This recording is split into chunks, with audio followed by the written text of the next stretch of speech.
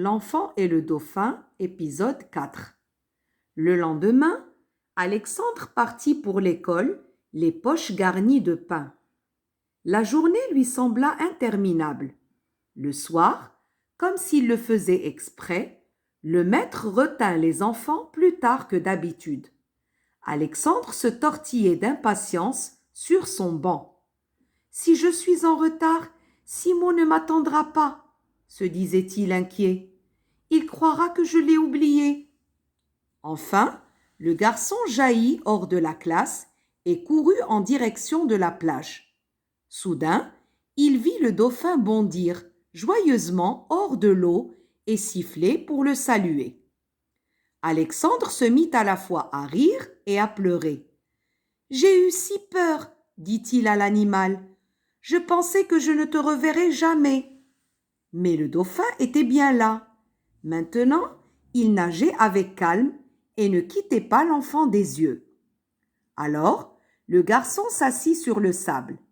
Le regard de son ami l'apaisait. L'obscurité s'installa.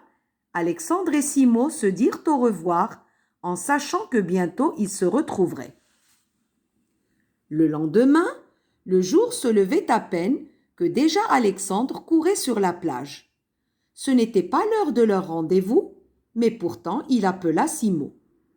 Comme s'il l'attendait, le dauphin le rejoignit en sifflant, puis effectua un saut périlleux. Ravi, le garçon sautilla et tapa dans ses mains.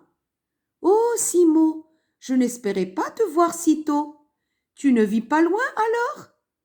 Tu sais, aujourd'hui il n'y a pas d'école. » Tout en parlant, Alexandre éparpillait ses vêtements sur le sable.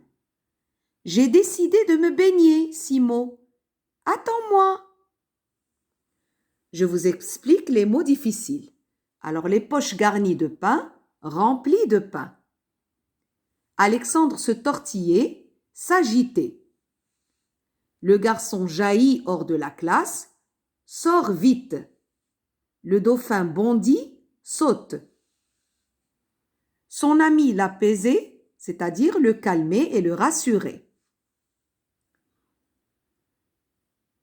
Un saut périlleux, c'est une roulade en l'air. Alexandre éparpillait ses vêtements sur le sable, jetés dans tous les sens.